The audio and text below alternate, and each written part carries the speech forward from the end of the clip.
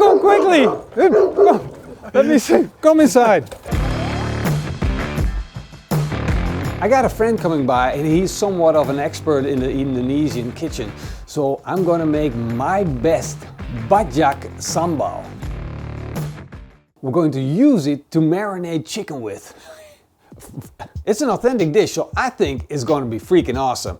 But we're gonna cook it, we're gonna have to find out and see what he thinks. We're going to start by creating our sambal bajak with these fresh ingredients. I think I spent around 2 hours shopping yesterday for all of these fresh ingredients because some of them are hard to come by. The first thing that we're going to do is cut up these tomatoes. We're going to be using 3 of them. We'll cut them into quarters. Now we'll cut up 4 red chili peppers. Take off the stems first, throw them away, and then cut these up into chunks. And since the red peppers are not that hot, we're also going to add some rawit peppers. These are smaller and hotter peppers. We'll use 4 of them, but you can leave them out if you think they're too hot, or you can add more if you want more spiciness. We'll also add 4 fresh garlic cloves and 2 shallots cut in half. I already fired up the side burner on my Napoleon Prestige Pro 500. It's nice and hot, so we can set the pan on it straight away. To the pan we'll add 50 milliliters of oil, let that come up to temperature and add our fresh cut vegetables. Now stir that up and let the vegetables become soft. Whoa, the smell of this is just insane. It smells so good. Let's blend it up. Ooh, whoa, this smells really good. This goes back into our pan. We'll add 2 pinches of salt. Now we're going to add one of the secret ingredients. This is palm sugar. It's sugar with a lot of flavor. Indonesians love their sugar, they love sweet food.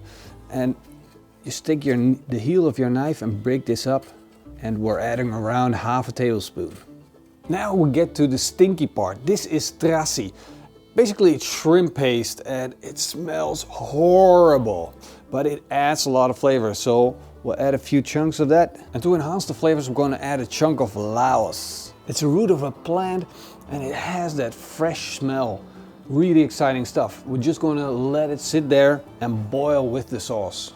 Now we're going to break up a stalk of lemongrass, and that lemongrass is going to add that nice fresh lemony flavor. This stalk is going right into the pan.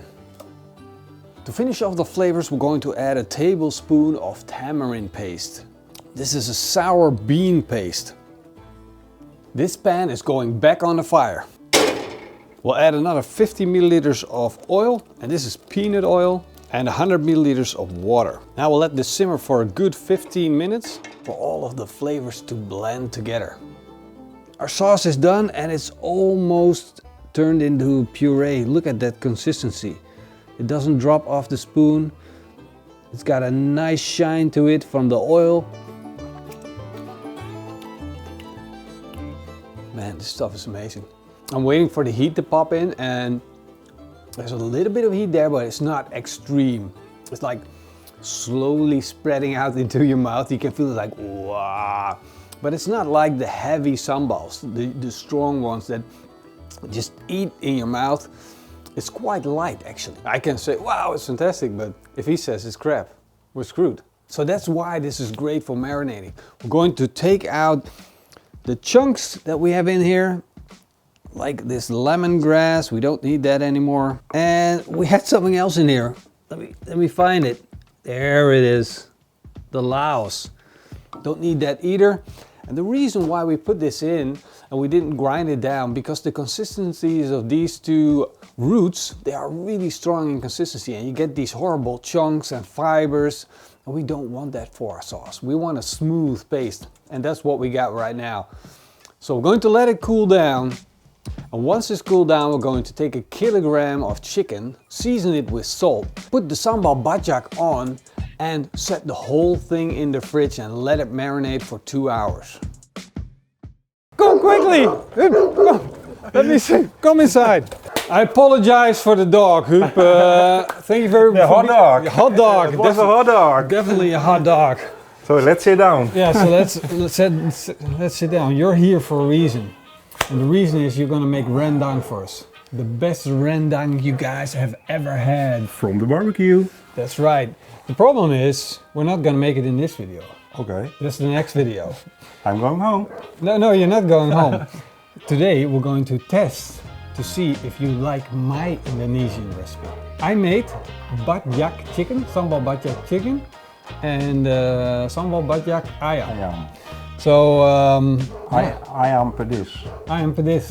I am pedis. I am pedis. So I hope that you like my recipe. It's a little bit nerve-wracking, Morsen. Morsen likes all my recipes. He has the same flavor profile, but I made something that I think is Indonesian, but I would love to know what you think. So I spent all morning making our sambal batjak chicken because I made sambal first and I marinated in the fridge for it's been more than 2 hours. It's been 4 hours now. Yeah, actually 4 hours. So it should be even better.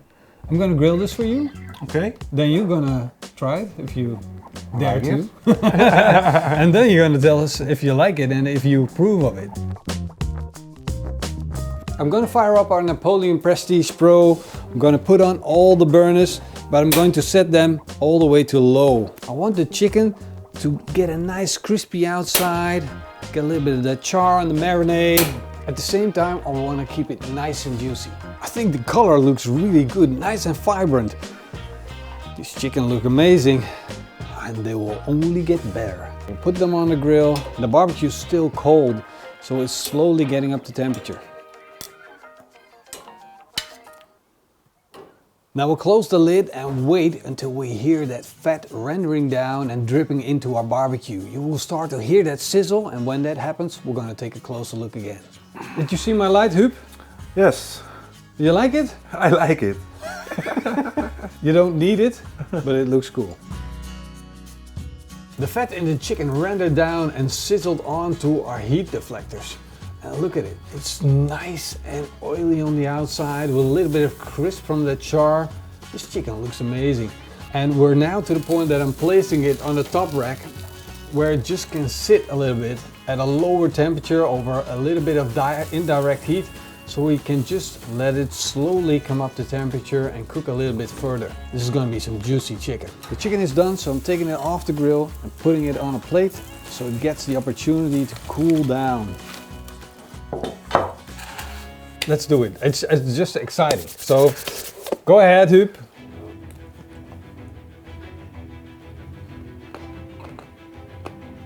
It's not hot. It's not hot. It's not hot. No. There's only 4 rabbit peppers in there and 4? How many did I put in? 4? I like it. You can add a little bit more from the sambal batjak.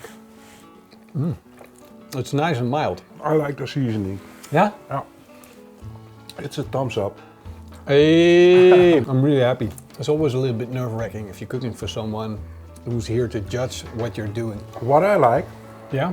you can fry this one in a hot oil, 180 degrees, Yeah? and then you crisp it up, Yeah? and that's Even better? even better. We could try that. I actually have a fryer standing by. You're my friend. Now I am. Oh.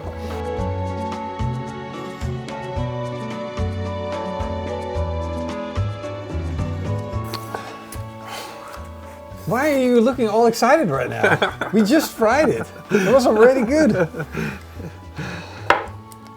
But if we fried it, we're also going to have to apply some of that sambal. I want you to get the full dose. Look at that steam. You're just too excited now. It's not fair. Spot on. Well, you get a better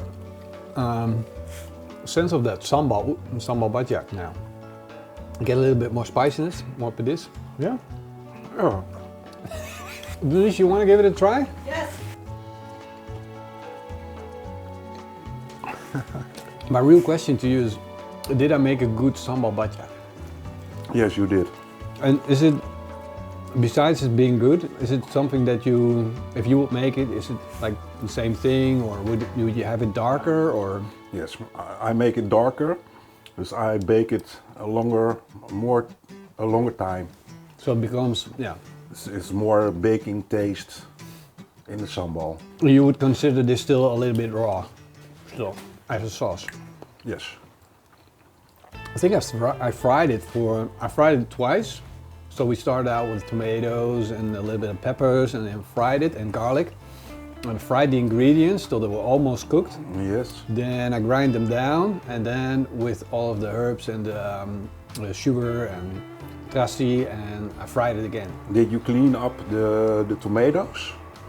You wiped out the liquid? No. Maybe next time you will have to do that. Yeah?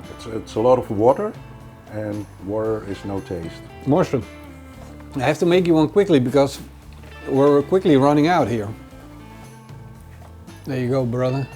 Now we're gonna finish off this video. First of all, Huub, I'm really excited that you're here and I'm really excited that you're gonna make us a rendang and not just any rendang, the best in the world. So if you guys wanna see that, just make sure you watch the next video. It's gonna be freaking awesome.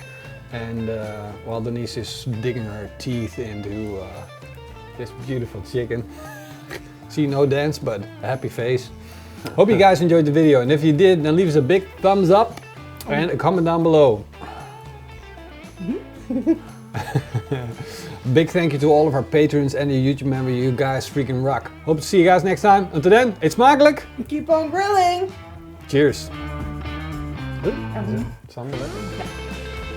I really like it.